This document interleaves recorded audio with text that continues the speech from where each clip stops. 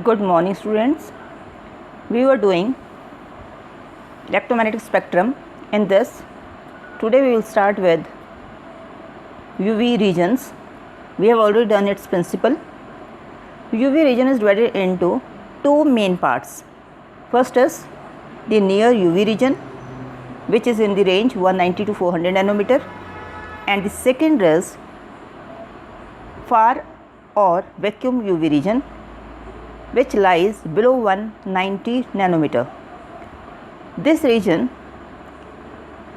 has interference due to absorption of oxygen, which must be removed or flushed with nitrogen in the spectrometer to obtain the spectra of sample.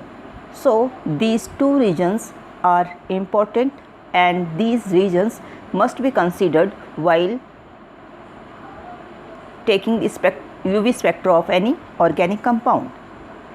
So then, while studying UV spectrum, we must know the laws which govern the absorption of radiations, and there are two laws. First is Beer's law and second is Lambert's law. First, Beer's law. According to Beer's law, it states that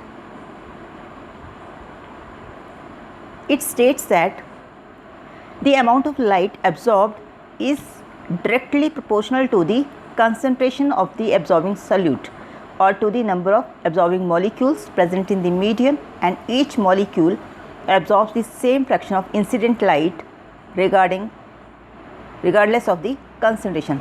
So absorption is directly proportional to concentration of the solute in the given solvent. That is, log I naught over I is directly proportional to C, concentration. Next is Lambert's law. Lambert's law states that the absorption is directly proportional to length of the medium or length of the sample, and it is independent of the intensity of incident light. That is, log I naught over I is directly proportional to length of the sample, and combining these two laws, we get Beer's Lambert law as log I naught over I directly proportional to concentration into length of sample, or it is equal to epsilon C L, or it is also written as A is absorbance. So in these, the terms are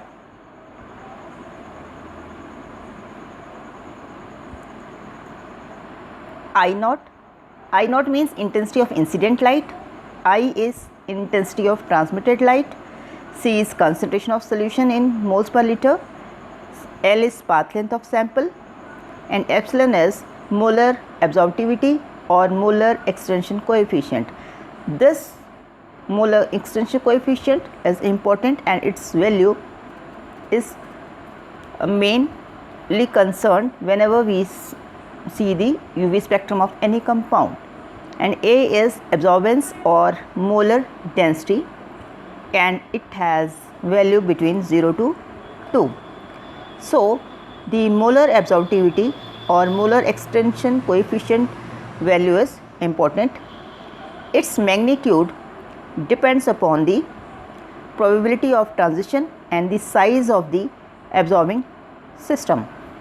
So its magnitude depends upon the probability of transition and size of absorbing system, and its value vary from 0 to 10 to the power 6. In this, if the value lies above 10 to the power 4, then we get high intensity absorptions, and if value is below 10 to the power 4, then we get low intensity absorptions. Low intensity absorptions are forbidden absorptions, and its units are, as formula is A over Cl, that is area over mole, or 100,000 centimeter square per mole, but by convention we never use the units of molar extension coefficient. So next is the instrument which we use to detect UV spectrum of an organic compound when it is dissolved in particular solvent is done by spectrometer or spectrophotometer. Spectrometer, or it is also called spectrophotometer. So it consists of the instrument which is used, that is spectrometer or spectrophotometer. It consists of mainly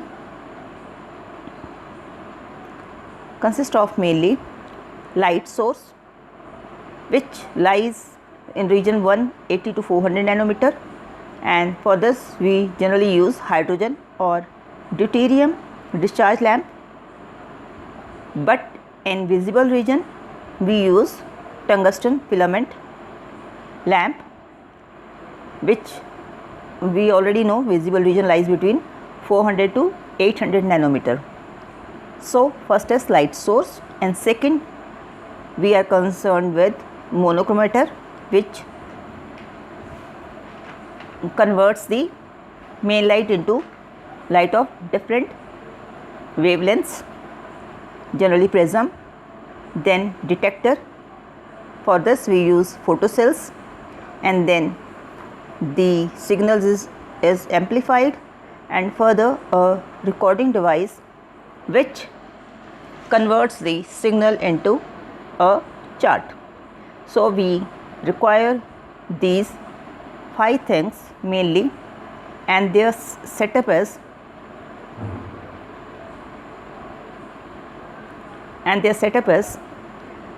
here it is the light source, and this light source radiations are passed through this rotating prism. When these are passed through rotating prism, these radiations are dispersed into different wavelengths, and radiation of particular wavelength is passed through the slit, and then this falls in on this, and this splits the light into two. First is moving towards above and second downward, and these after reflecting from mirror pass into sample and the solvent. Sample is dissolved in solvent, and this is only solvent. So when these radiations pass through sample and solvent, then they are detected by photocells, and then these signals are amplified by electronic amplifier and lastly recorded in the form of chart. So this is a instrument in which we require a light source, and then a monochromator, then photocells for detecting, then amplifier, and last is recorder. But when we record the spectrum, it is generally in the band form as shown in this figure. It is shown as a band. So we must know the band nature of UV spectrum. Generally, the chart we get, it is in the form of band, that is, it is shown like this. In the chart, absorbance and wavelength are taken, and we get this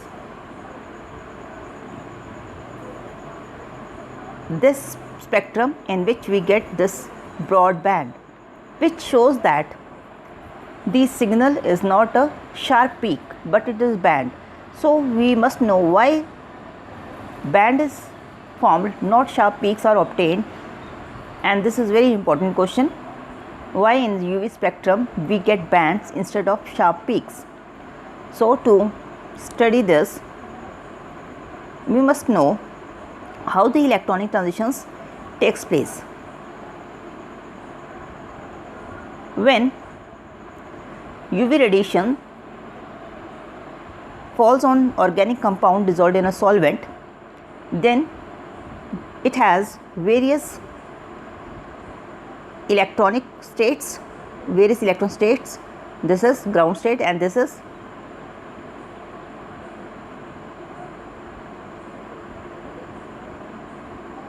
this is ground state and this is electronic state. So when molecule is irradiated with UV radiation, then each electronic state has number of vibration states. Now as shown, V0, V1, then V2 and so on. Here it is shown more, V0, V1, V2, V3, V4, and each vibrational level has number of lines. These number of lines shows the rotational levels. So each electronic state has number of vibrational states and number of vibrational states. In this, each vibrational states has number of rotational levels. So when electronic transition takes place, when electron gets excited, generally these are excited from the ground state, because ground state is more populated in the at the room temperature. So generally excitations start from ground state. This may move to V0, V1, V2, V3, V4 and so on. And similarly V1 transitions may be to V0, then V1 and so on. So at a time when a photon is absorbed by a molecule, number of transitions takes place. So these all transitions are not seen as a sharp signals, but they all collectively show a band. That is,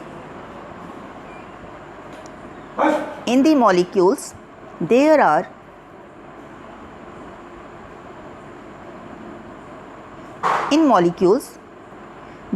only few electronic states as shown above. Each electronic state is associated with a number of closely spaced vibration states, as we already discussed, and each vibration state in turn has a series of closely packed rotational levels. So in principle, electronic excitations can occur from any vibration level of the ground electron state, but these generally occur from V0 level, because the absorption spectrum of the molecule in the vapor phase would contain a large number of closely spaced lines which can only be separated with instruments of high resolution. However, if the UV spectrum are scanned in solutions, this fine structure is generally not absorbed because of the solvent-solute interactions, which tend to smooth out the spectrum into bands. Further, even in the vapor phase, the ordinary laboratory instruments cannot make distinction between these discrete lines and hence record broad absorption bands as a result of merging together of these absorption lines. Thus, UV and visible spectra of organic molecules consist of bands rather than peaks. This is very important. This question can be asked in reasoning. Why UV and visible spectra of organic molecules consist of bands rather than peaks?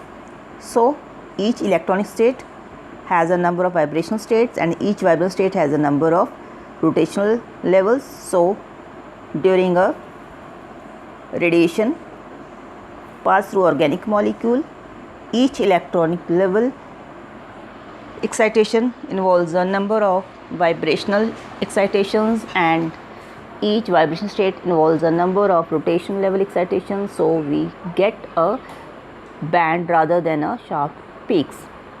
So thank you.